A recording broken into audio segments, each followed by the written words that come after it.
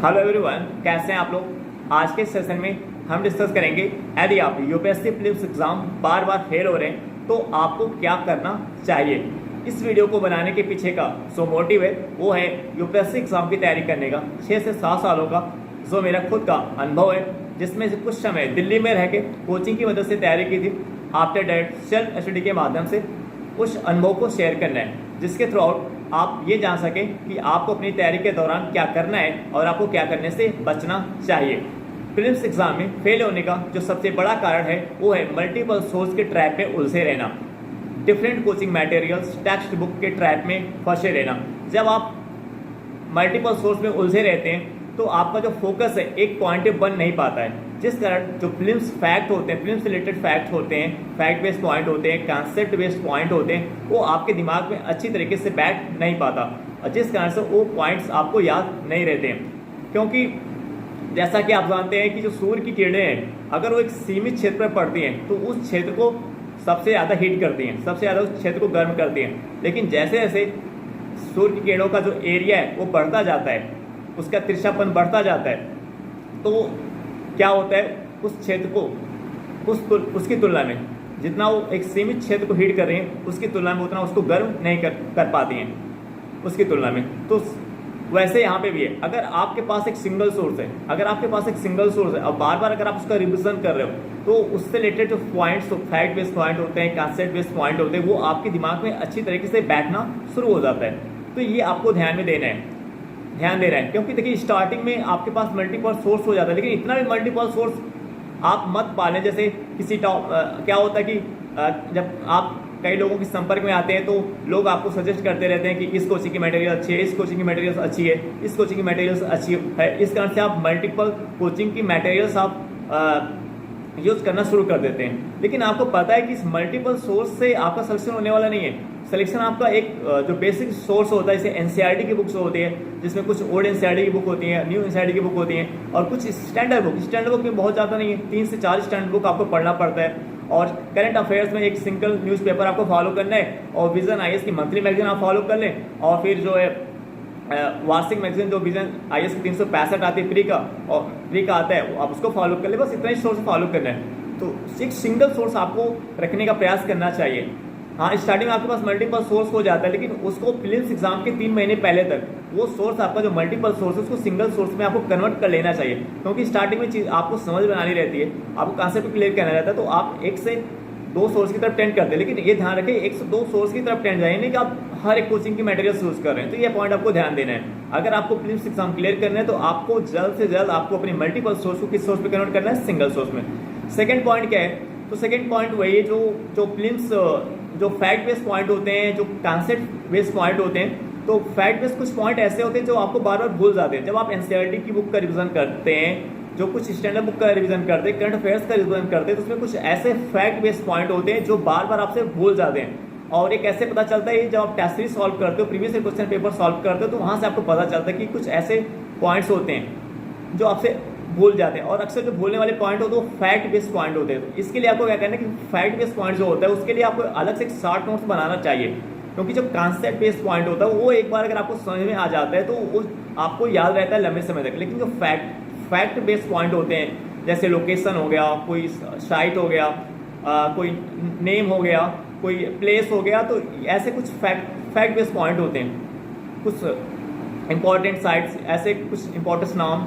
तो जो fact based point होती है आपसे बार बार भूल जाता है। तो इसके लिए आपको क्या स्ट्रेटजी रखना है कि आपको एक अलग से एक शॉर्ट नोट्स बनाना है ताकि आप उस पर एक्स्ट्रा समय दे सको। क्योंकि प्रीलिम्स एग्जाम का अगर नेचर देखें, 2020 से 2023 के प्रीलिम्स एग्जाम का अगर नेचर देखें, तो जो फैक्ट बेस्ड पॉइंट है उस फैक्ट बेस्ड पॉइंट की जो क्वेश्चन की संख्या, प्रश्नों की संख्या वो बढ़ती चली जा रही है। तो ऐसे में आपकी फैक्ट बेस्ड पॉइंट पे आपकी एक बेहतर पकड़ होनी चाहिए।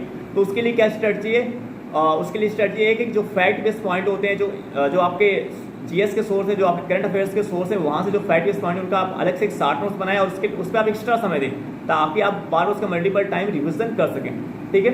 और कुछ ऐसे कॉन्सेप्ट बेस्ड पॉइंट होते हैं जो आप previous question paper test series solve करते हो तो आपसे बार बार भूल जाता है। तो उसके लिए आपको क्या करना है, उसके लिए एक अलग से शॉर्ट नोट्स बनाना है ताकि वो एरिया जहाँ पे जो एरिया आपके लिए आपको लगता है आपका कमज़ोर है और जहाँ पे आप बार बार भूल जाते हैं, जहाँ के प्रश्न जहाँ पे के क्वेश्चंस को आप बार बार गलत कर देते हैं। तो इस प्रकार के क्वेश्चन को सॉल्व करने के लिए आपके पास एक 60 नोट्स होने चाहिए ताकि आप उसका मल्टीपल टाइम रिवीजन कर सकें। ऐसे एरियाज की पहचान करें। तीसरा पॉइंट आपको क्या ध्यान में रखना है कि जो प्रीवियस ईयर क्वेश्चन पेपर है, उसका मल्टीपल टाइम रिवीजन करना है। कम से कम 25 से 30 सालों का जो प्रीवियस ईयर क्वेश्चन पेपर है, आप उसका मल्टीपल टाइम रिवीजन करें। 25 से 30 सालों के प्रीवियस ईयर क्वेश्चन पेपर का प्रीलिम्स एग्जाम का मल्टीपल टाइम रिवीजन करें, जितना हो सके उतना उसका रिवीजन करें। एक पॉइंट आपको ये भी ध्यान देना है कि प्रीलिम्स एग्जाम का जो प्रीवियस ईयर क्वेश्चन पेपर है, जब आप उसको सॉल्व करें तो उसमें 4 ऑप्शन दिया रहता है। तो उसमें से जो कुछ ऑप्शन आपको पता है और कुछ ऑप्शन आपको नहीं पता, तो जो आपको नहीं पता उसका भी आपको एनालिसिस करना चाहिए, उसके भी डीप में आपको जाना चाहिए। ये नहीं कि अगर आपको एक ऑप्शन आपका सही हो गया बट उसमें 3 ऑप्शन आपको पता ही नहीं है तो आप उसको छोड़ दे रहे हैं, ऐसा मत करें। Previous year question paper solve करते समय आपको ये भी ध्यान देना है, अगर एक क्वेश्चन के अंदर 4 ऑप्शन है और अगर आपको इसमें से 2 ऑप्शन पता है, 2 नहीं पता है, तो उसके बारे में आपको जानने का प्रयास करना चाहिए, उसके अंदर भी आपको जानने का प्रयास करना चाहिए। फोर्थ पॉइंट आपको ये ध्यान में रखना है कि जो टेस्ट सीरीज है, एटलीस्ट कम से कम 50 से 60 या 70 टेस्ट आपको सॉल्व करना चाहिए। और टेस्ट सीरीज सॉल्व करने का जो सबसे बेहतर तरीका है वो ये है कि अगर आप एक टेस्ट दे रहे हैं तो एक टेस्ट देने के बाद आपको क्या करना है कि उसका जो एनालिसिस है, उसके एनालिसिस पे आपको ज़्यादा समय देना है। उसका एनालिसिस करें। आप एनालिसिस के थ्रू आउट आप ये जान पाओगे कि आपकी कमजोरी क्या क्या है और कहाँ पे आप कौन से एरिया आपके अच्छे हैं, कौन से एरिया आपके मजबूत हैं, जहाँ पे अगर आप कम समय देते हैं तो भी काम चल जाएगा, और वो कौन सा एरिया जो आपका कमजोर है जहाँ पे आपको ज़्यादा समय देने की ज़रूरत है। तो केवल टेस्ट, ऐसा नहीं कि आप टेस्ट देते चले जा रहे हो, आप टेस्ट देते चले जा रहे हो लेकिन आप उसका एनालिसिस नहीं करो, क्योंकि जब तक आप एनालिसिस नहीं करोगे, बहुत से ऐसे कैंडिडेट होते हैं, एस्पिरेंट्स होते हैं यूपीएससी कि वो टेस्ट तो देते चले जाते हैं, 100 टेस्ट दे देते हैं, लेकिन वो एक भी टेस्ट का एनालिसिस नहीं करते हैं। और इसका क्या होता है, इसका नेगेटिव इम्पैक्ट ये होता है कि उस टेस्ट का देने का कोई मतलब ही नहीं रह जाता। अगर आप 100 टेस्ट दे दें और अगर आप उसका एनालिसिस नहीं कर रहे हो तो उस टेस्ट को देने का कोई मतलब ही नहीं, यानी जो आउटपुट आएगा वो 0 आएगा।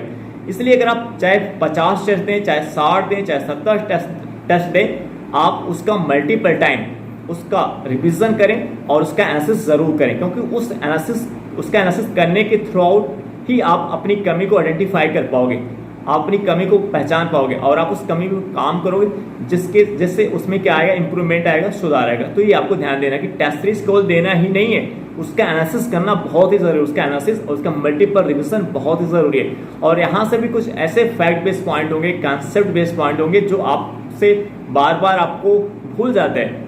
उसके लिए आपको क्या करना है, कुछ एक्स्ट्रा फैक्ट आपको यहाँ से सीखने को मिलेगा, करंट अफेयर्स से रिलेटेड होगा, स्टैटिक क्वेश्चन से रिलेटेड होगा। उसके लिए भी आप उसको एक 60 नोट्स उसका बना लें ताकि आप प्रीलिम्स एग्जाम से पहले उसका 2 से 3 बार उसका मल्टीपल टाइम रिविजन कर सकें। तो ये पॉइंट आपको ध्यान में रखना है, ठीक है। अब हम बात करेंगे करंट अफेयर्स की। कुछ बच्चे ये गलती करते हैं स्टार्टिंग में कि उनका झुकाव करंट अफेयर्स की तरफ बहुत ज़्यादा हो जाता है। जैसे वो 2-2, 3-3 न्यूज़पेपर फॉलो कर रहे हैं, 2 से 3 कोचिंग की मटेरियल्स फॉलो कर रहे हैं करंट अफेयर्स के लिए, तो इससे क्या होता है, उनका ज़्यादा समय करंट अफेयर्स पे ही खर्च हो जाता है। वो करंट अफेयर्स के ट्रैप में उलझे रह जाते हैं, वो अपने समय का 60% तो करंट अफेयर्स पे खर्च कर देते हैं, जैसा कि हमने अपने शुरू के 3 अटेम्प्ट में किया था। तो ये गलती आपको नहीं करना है। करंट अफेयर्स के लिए आपको एक सिंगल सोर्स, एक सिंगल न्यूज़पेपर फॉलो करो। बेसिक फाउंडेशन के लिए आपको एक सिंगल सोर्स फॉलो करना है न्यूज़पेपर, और एडिशनल फाउंडेशन के लिए आपको केवल एक मंथली मैगजीन आप विजन आईएएस की फॉलो कर लें। विजन आईएएस की मैगजीन जो है करंट अफेयर्स से रिलेटेड बहुत अच्छी होती है, आप उसको फॉलो कर लें। और उसके बाद विजन आईएएस की जो पीटी 365 आता है प्रीलिम्स एग्जाम के लिए, उसको फॉलो कर लें। और जो टेस्ट सीरीज आप सॉल्व करते हैं, उस टेस्ट सीरीज जो आप डिफरेंट कोचिंग का 60 से 70 टेस्ट सॉल्व करेंगे, तो वहाँ से भी आपको करंट अफेयर्स से रिलेटेड कुछ एक्स्ट्रा फैक्ट आपको मिल जाता है। वो एक्स्ट्रा फैक्ट आपको जानने को मिल जाता है जो आपकी मंथली मैगजीन से कवर नहीं हो पाता या न्यूज़पेपर से आपका कवर नहीं हो पाता। वो टेस्ट सीरीज से कुछ एक्स्ट्रा एडिशनल फैक्ट आपको जानने को मिल जाता है। तो वो आपके लिए फायदेमंद होगा। तो इससे आप जो मल्टीपल सोर्स यूज करते हैं करंट अफेयर्स के लिए, उससे आप बच जाएंगे। तो एक सिंगल सोर्स आपको फॉलो करना है। बेसिक के लिए एक न्यूज़पेपर, एक सिंगल न्यूज़पेपर फॉलो करें। एडिशनल के लिए एक मंथली मैगजीन विजन आईएएस का, और फिर प्रीलिम्स जो पीटी 365 आता है उसको फॉलो कर लें। और टेस्ट सीरीज जब आप सॉल्व करते रहेंगे, वहाँ से भी कुछ एक्स्ट्रा क्वेश्चन करंट अफेयर्स से रिलेटेड आपको मिल जाएगा। ये पॉइंट आपको ध्यान में रखना है। लास्ट पॉइंट आपको ये ध्यान में रखना है कि एग्जाम हॉल में आपको पैनिक नहीं होना है। देखिए, एग्जाम हॉल में जब आप बैठेंगे तो क्वेश्चन का जो प्रीलिम्स का जो पेपर होता है इस प्रकार से सेट किया जाता है कि हो सकता है कि शुरू के कुछ 10 से 15 क्वेश्चन आपको ना आ रहे हैं। बहुत से ऐसे टॉपर्स हैं जिनके साथ भी ऐसा हुआ कि स्टार्टिंग में एटलीस्ट कम से कम 10 से 15 क्वेश्चन ऐसे होते कभी कभी वो आपको आते नहीं, उसके बारे में आपको कुछ आइडिया नहीं होता, लेकिन आपको पैनिक नहीं होना है। सत्यम गांधी ने ये पॉइंट खुद रखा था कि स्टार्टिंग के जब उन्होंने प्रीलिम्स पेपर ओपन किया तो स्टार्टिंग में उनको 10 से 12 क्वेश्चन उनको नहीं आ रहे थे, लेकिन फिर भी उन्होंने अपने कॉन्फिडेंस को बनाए रखा। तो उसके बाद वो पूरे पेपर्स के अंदर उन्हें पूरे पेपर में आगे वो बढ़ते गए। तो फिर उन्होंने ये स्ट्रेटजी अपनाई कि जो कुछ क्वेश्चन जो भी उनको आ रहा है, जो जिसमें वो 100% सेवर है, उस क्वेश्चन को उन्होंने सॉल्व किया।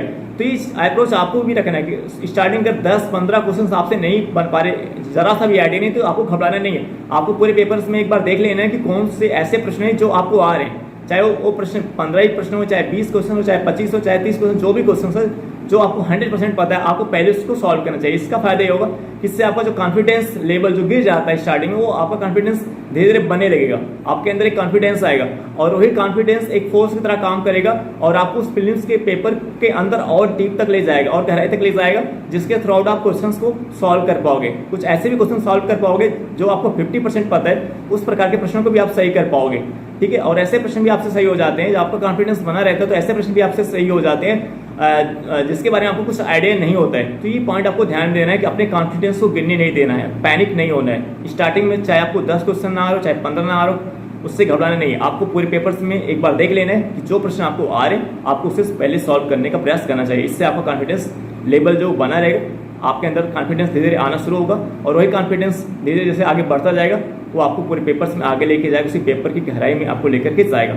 और बहुत से ऐसे प्रश्न होंगे जिसमें आपको 25% भी पता होगा, तो आप उसको सही कर पाओगे। तो ये पॉइंट आपको ध्यान में रखना है। आई होप डेट ये वीडियो आपको समझ में आया होगा। अब हम आपसे नेक्स्ट वीडियो मिलेंगे। Okay, bye.